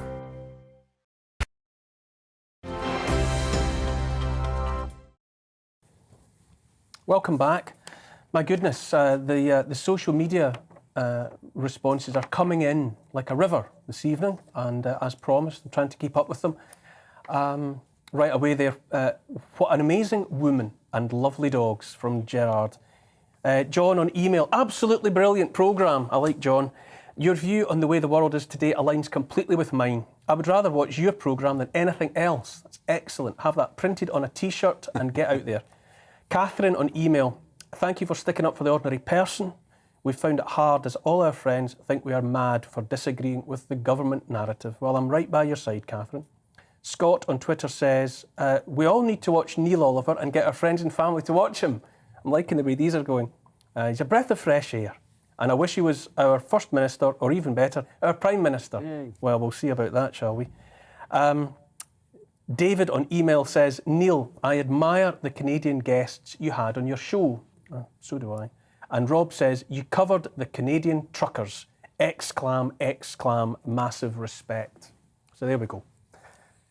This is the week when people all over the world will raise a cup of kindness yet to the memory of Scotland's national bard, Robert Burns. Much has been said and written about Burns in the 220-odd years since his death. Shelves and shelves full of books, any number of documentaries and films on the subject of his life. For all that he was a legendary lover, his heart was his undoing, weakened as it had been by a life of physical hardship and the simple struggle to survive and to provide for his family. He was just 37 when he died of symptoms and complications related to a rheumatic condition of his heart. Legend has it he was born in the midst of a snowstorm. He loved women and he loved friends. He loved convivial company and good talk. He loved music and song. He was given to changing his mind and his opinion. He was quite mercurial in that department. Perhaps more than anything else, he is loved and made unforgettable by his unsurpassed ability to speak for every man, every woman. Always his poet's eye was caught by the everyday, by little things, and how much little things might matter in the long run. He noticed and had a care for the plight of a mouse tossed out of its home by his plough. He wrote about the fleeting beauty of a flower.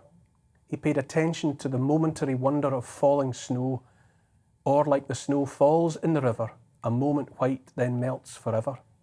He railed against unfairness and man's inhumanity to man. He railed against the abuse of power by the mighty. It's coming yet for all that man to man the world o'er shall brothers be for all that. God bless you, Robert Burns. His was a voice of everyone, and he gave voice to everyone's cares. There can be only one. GB News Scotland reporter Davy Donaldson was at a significant event that took place on Tuesday, which was the anniversary of Burns' birth.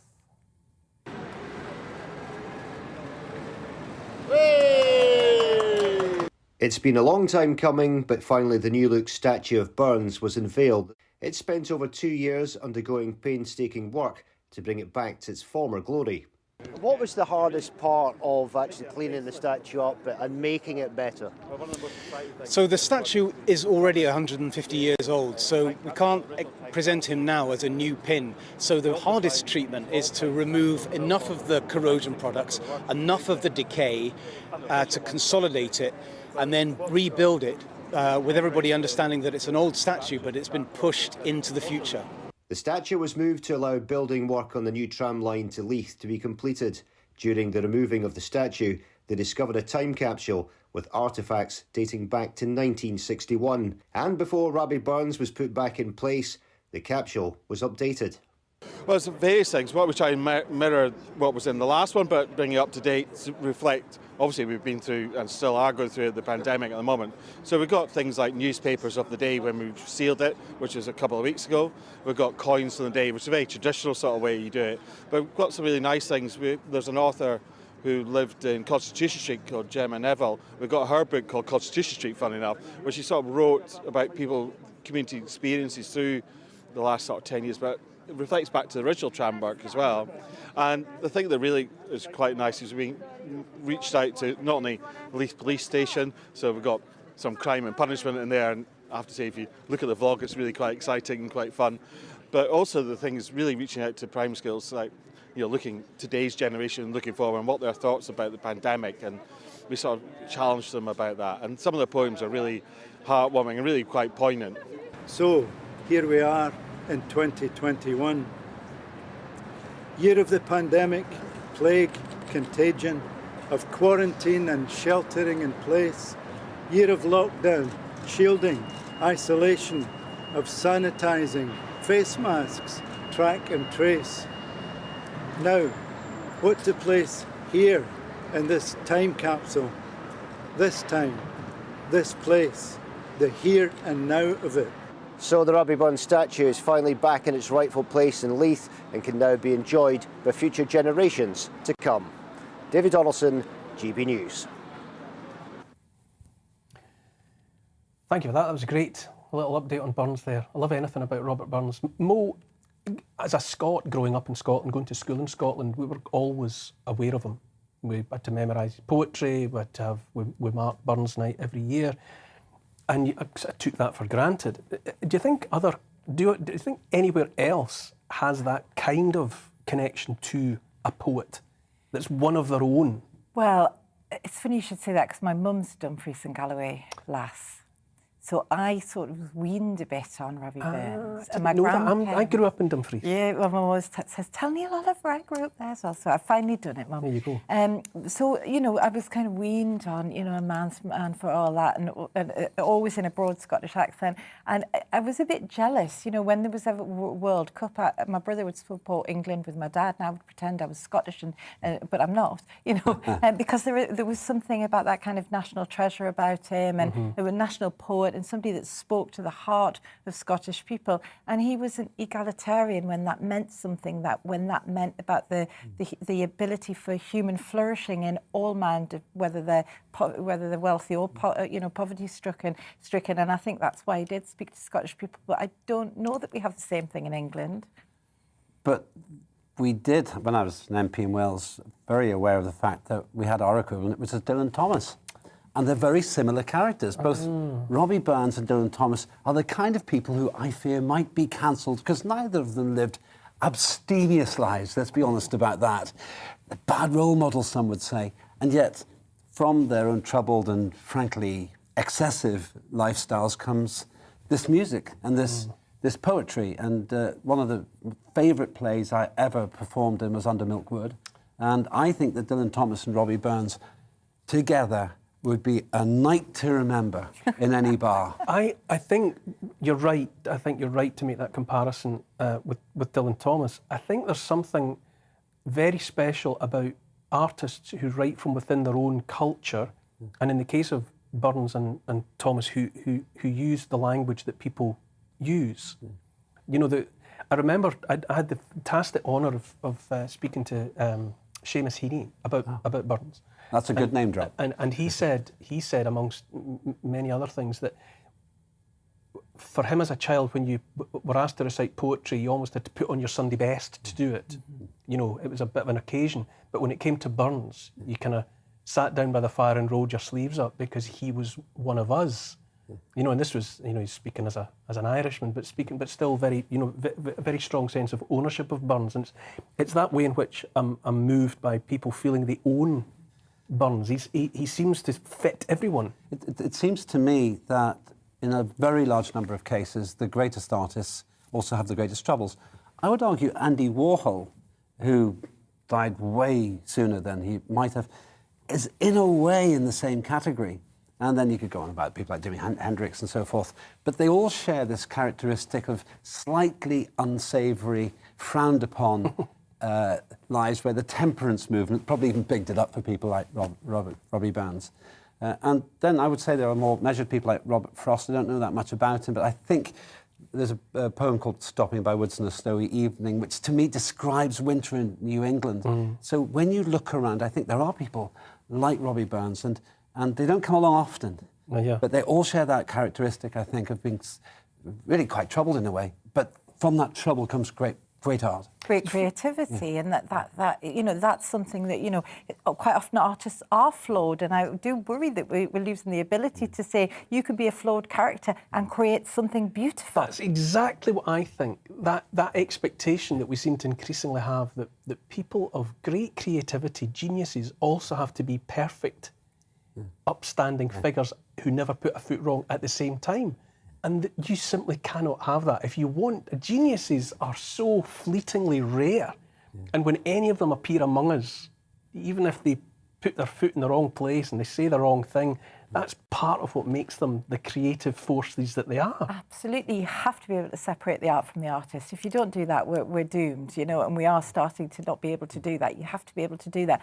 But also, I think it's the self-censorship, that this thing, if we expect our poets and our artists and our writers to be holier than thou, then other artists are going to self-censor because they don't want that happening to them. Burns would have to have been cancelled. I mean, the kind of grievance archaeologists that go back through what people have said before in order to trip them up. Robert Burns, which in a side of his character that I think is to be admired, he changed his mind. You know, he was a patriot, and then at one point he contemplated giving it all up and moving to Jamaica. You know, he was a great lover of women. And he was very fond of his wife, but he was also clearly an adulterer. You know, he was a man about the common man and freedom, but he worked as a tax collector.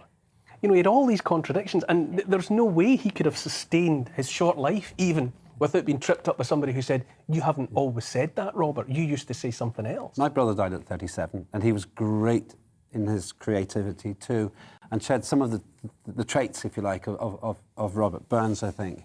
And we mentioned Dylan Thomas before. What worries me is what you said, that you're not allowed to be imperfect. And yet it's from those flaws that you get your insight, and I'd suggest your humility too. And we also know the people who claim to be holier than thou tend to be hypocrites. I would say there's at least one Prime Minister in trouble for that right now in this country. And that leads to the difficult question. I read a debate about this recently. If you discover somebody's done something terrible, heinous, should we then cancel their art? Now, I don't think so, because it doesn't diminish the quality of the art.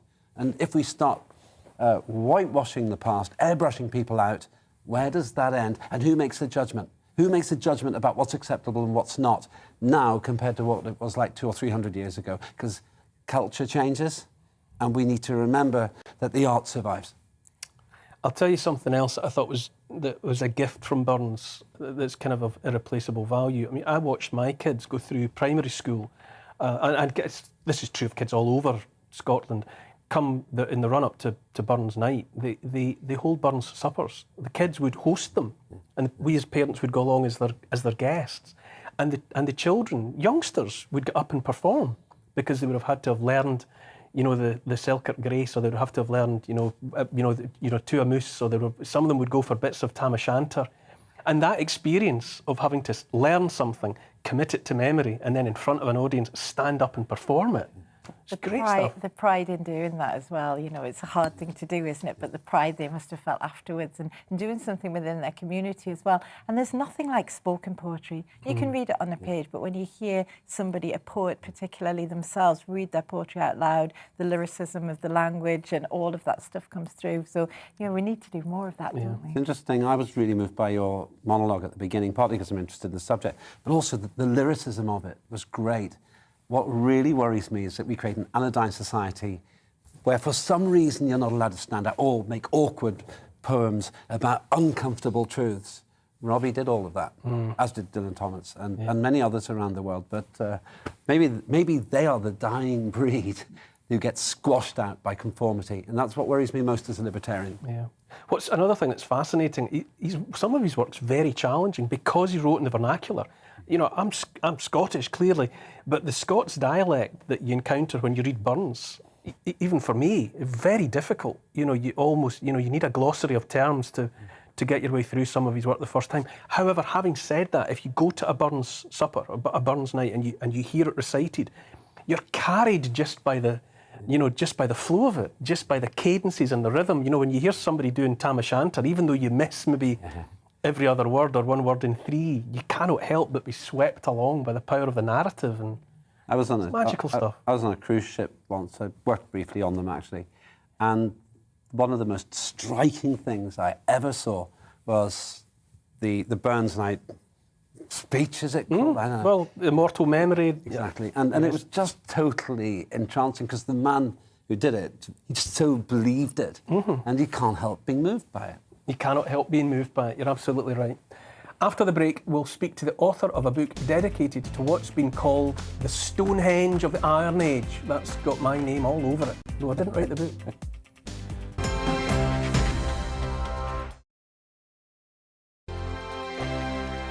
Hello there, I'm Eamon. And I'm Isabel. And you're watching the GB News digital stream across the United Kingdom. And around the world. If you're here in the UK, you can also watch us on your TV screen. GB News is Freeview channel 236. On Sky, we're channel 515. 626 on Virgin Media. Just remember, you might need to retune your TV to watch the channel. Yeah, and if you are doing that, find out more about retuning by going to gbnews.uk. Join my show Farrar, 7 p.m. till 8 p.m. Monday through Thursday, and there you will get opinion, analysis, debate, and I'll cover stories that nobody else dares to touch. And then for the last 15 minutes, Talking Pints. We're over a drink. We have a civilised conversation with someone. We very often disagree, but we do it in a grown-up way. Come and join me on Farage.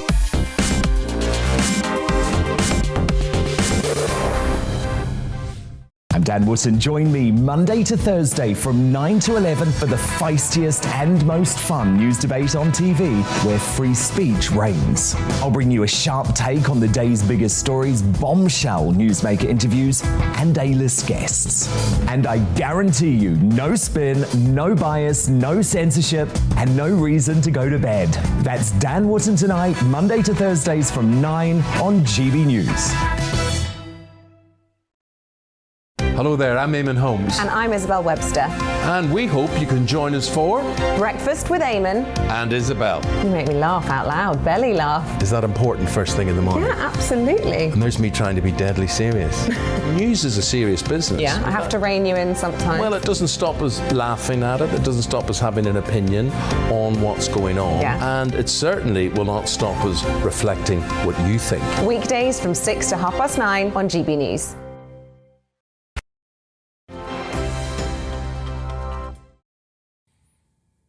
Hello and welcome back.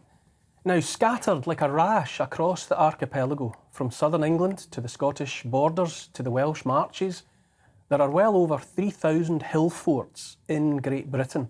They range in size from just 2 or 3 acres to over 200 acres. Many have roots going back in time to the first farmers and the Neolithic, and they were developed and in use until the time of the Roman occupation and, in many cases, beyond. Among them all, Old Oswestry Hill Fort in Shropshire in the Welsh Marches is regarded as among the most important of them all. The 3,000-year-old earthwork has been dubbed the Stonehenge of the Iron Age. There are those audacious scholars who claim Old Oswestry was the birthplace of the Brythonic queen Ganhumara, or Ganhumara, I don't know about the pronunciation, who became Guinevere of the Arthur legend. Its ancient defences provided a training ground for First World War soldiers preparing for life and death in the trenches of the Western Front. War poet Wilfred Owen was among those who spent time there. Now, a new book, Old Oswestry Hill Fort and Its Landscape, sets out to look again at Old Oswestry and to better understand its place in the past and also, every bit as important, in the present and in the future. Author Tim Mallum joins me now. Hello, Tim. Hello, Neil. It's Tim Mallum. Tim Mallum, thank you for being with me tonight. In the league table of hill forts around the country, I mentioned 3,000 plus. Where does Old Oswestry sit? Well, Old Oswestry, in terms of its the present day, it's a really easy hill fort to visit, and it's a very impressive hill fort. It sits just outside of the town of Oswestry. And lots of people go from the town, walking there, they're walking their dogs and having the views from the top of the hill fort out across the Shropshire Plain and also to the hills to the west to Wales. It is fairly unique. It's got at least 5 banks and ditches on its construction, and it's got some very monumental entranceways. It's not as high as some of the hill forts. It's not as big as some of the hill forts that you've described, but it is nonetheless a very impressive one, and it's easily accessible, which is one of its great benefits. There is, though, there's something. I mean, obviously, I come from an archaeological background, and you'd expect me to be, interested and inspired by such places. But I think there's something irresistible about, the morphology, the presence in the landscape of these hill forts, that they have lasted in the way that they have, that they still dominate, is some kind of testament to the way in which they were conceived and made in the first place, is it not? It's exactly why, it's the concept behind them. Why are they there? And the reason are that they're there to be seen. They're there to be understood in that landscape. When you're approaching them along the old routeways that people would have used for trading or for transporting minerals or droving their stock animals up to the uplands during the summer months and then driving them down again in the winter months. And that intervisibility between groups of hill forts was essential for giving cohesion to the tribal groups that lived in those areas. And Oswestry, for example, seems to be the northwestern bastion, if you like, of what the Romans described as the Cornovi, who were the tribe that occupied Shropshire and Staffordshire, really. To the north, obviously, you've got lots of hill forts within the Clwydian range along the marches here. But to the north, you have another group which have intervisibility between them, which extend along the North Wales coast and into Cheshire, along to the Sandstone Ridge in Cheshire, but have very little indivisibility with the 50 or so hill forts that lie within Shropshire and Powys. So it does look as though there were distinct groups which reflect probable tribal entities, territorial boundaries.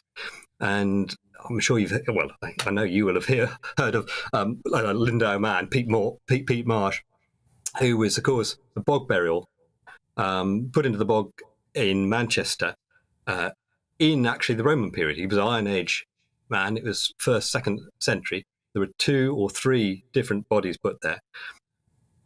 Bodies that were sacrificed, such as this, are generally put at territorial boundaries. And there are also others that lie just between Cheshire and Shropshire and Wales, as it now is, which suggests that you have another bit of evidence, strain of evidence, if you like, for a major boundary running between, east-west boundary running between Cheshire and Shropshire, as we know them now.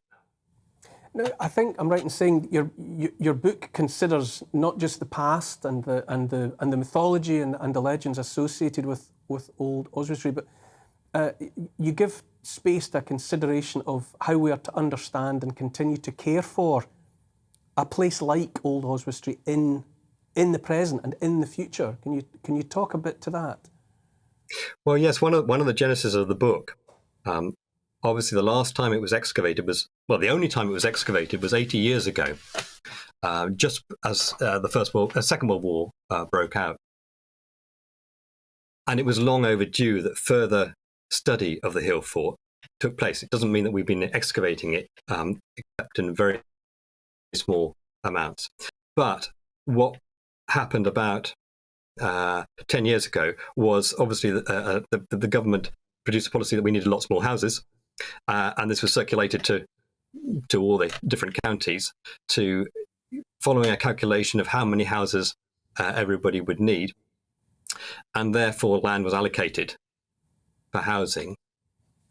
But that allocation process perhaps didn't value the historic context where the houses were going in the way that it ought to have done, or the local perceptions of their heritage. So is old Oswestry being compromised? Is the integrity of its context in the landscape being diminished? Old Oswestry at the moment lies outside of the town, and it's surrounded by a rural landscape. And in that rural landscape, there are lots of different heritage sites, which can be visited. And it is often used as a token of the cultural tourism of the area, trying to attract people here to understand its history and its beautiful landscape. But the housing is being proposed to extend the town northwards on the eastern side of the hill fort between the A5 and the hill fort. And if you do that, you start to urbanise that landscape and you lose that setting, which is integral to understanding the monument in its landscape.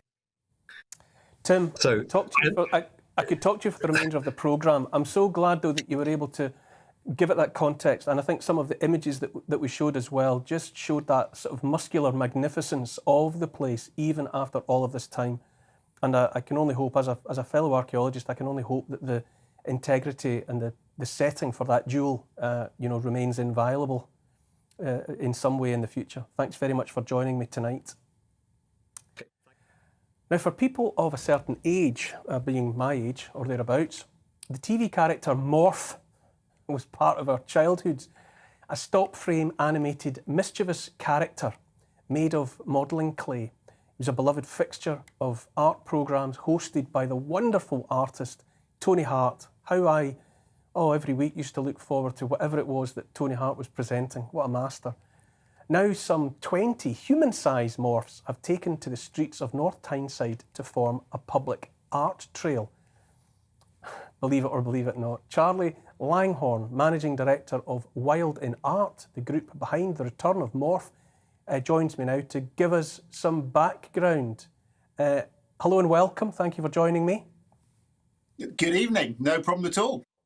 Now, I am delighted to see Morph making a comeback. He was part of my childhood.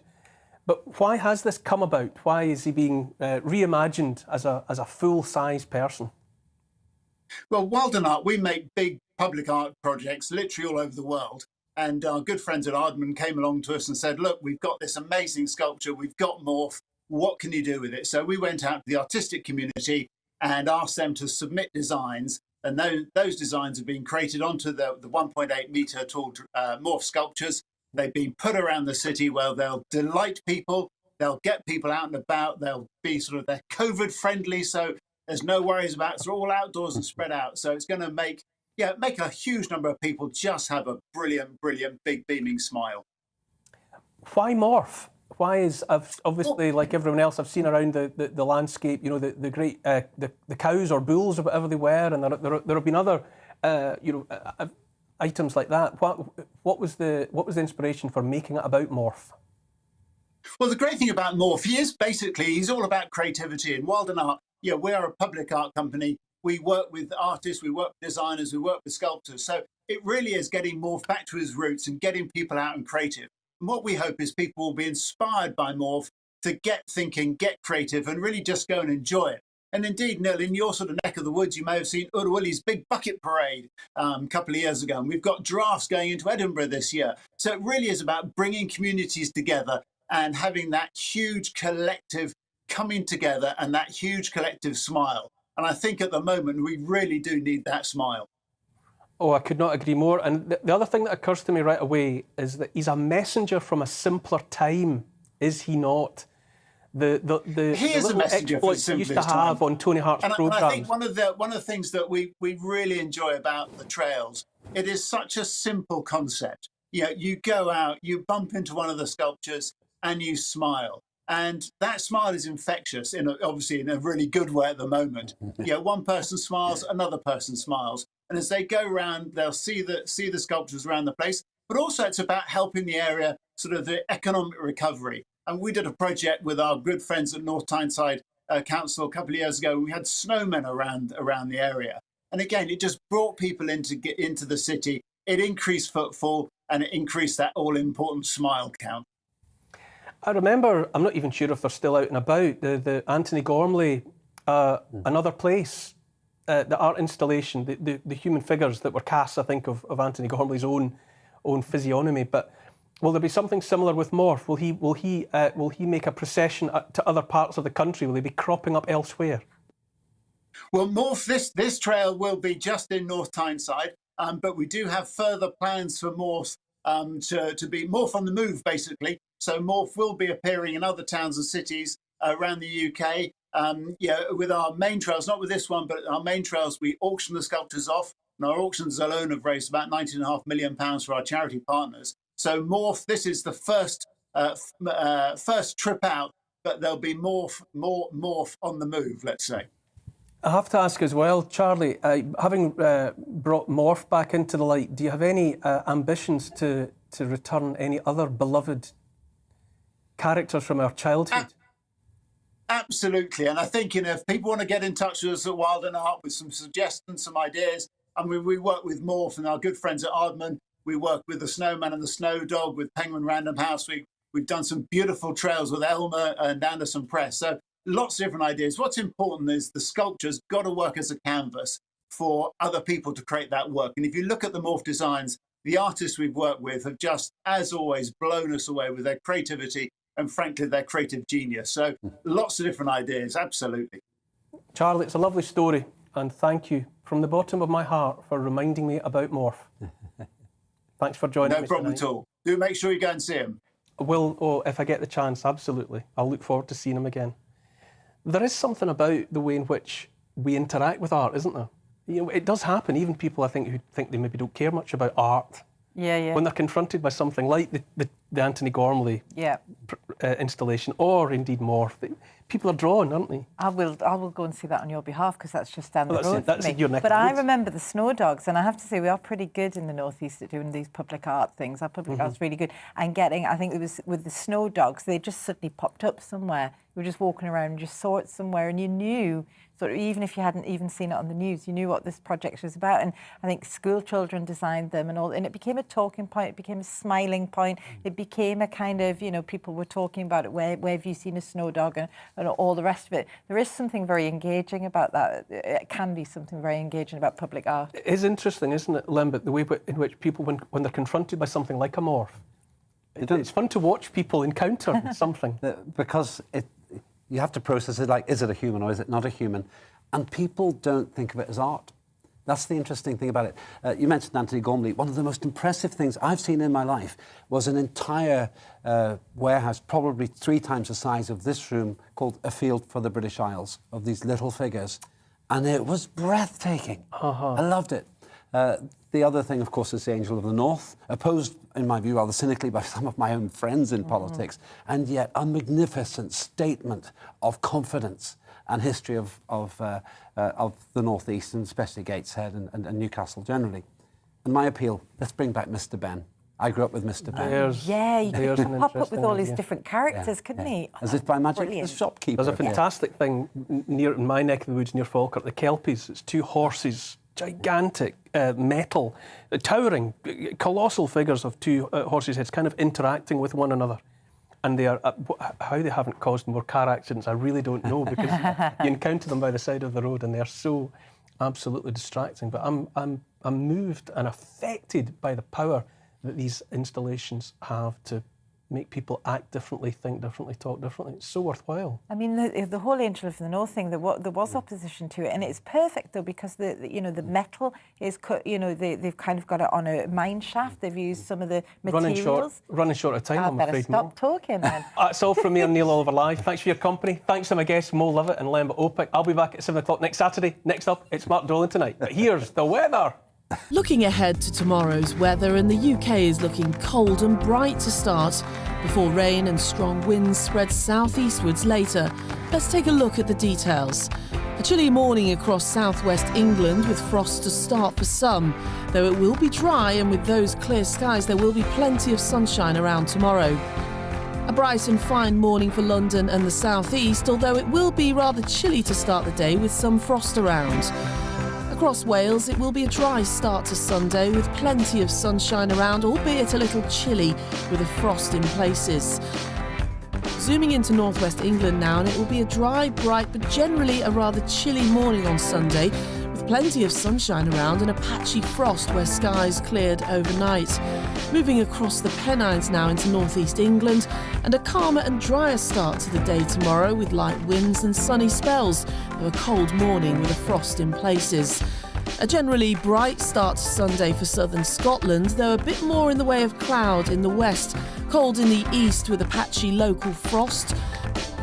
Dry with bright spells for Northern Ireland tomorrow morning. A cold start though, particularly in the east where clear skies remained all night and a frost formed in places. Storm Corrie will move into western Scotland tomorrow morning, bringing strong winds and outbreaks of rain, which will spread southeastwards later.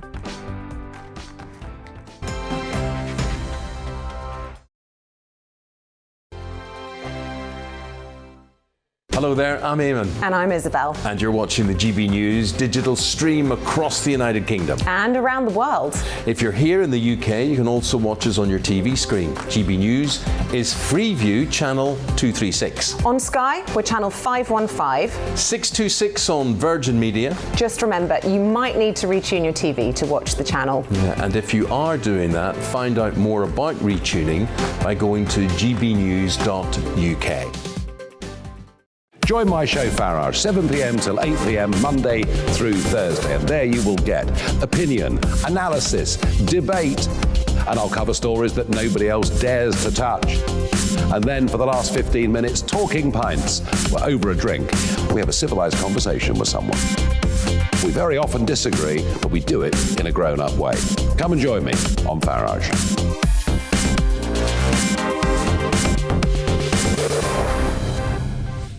I'm Dan Wootton. Join me Monday to Thursday from 9 to 11 for the feistiest and most fun news debate on TV, where free speech reigns. I'll bring you a sharp take on the day's biggest stories, bombshell newsmaker interviews, and A-list guests. And I guarantee you, no spin, no bias, no censorship, and no reason to go to bed. That's Dan Wootton Tonight, Monday to Thursdays from 9 on GB News. Hello there, I'm Eamon Holmes. And I'm Isabel Webster. And we hope you can join us for Breakfast with Eamon and Isabel. You make me laugh out loud, belly laugh. Is that important first thing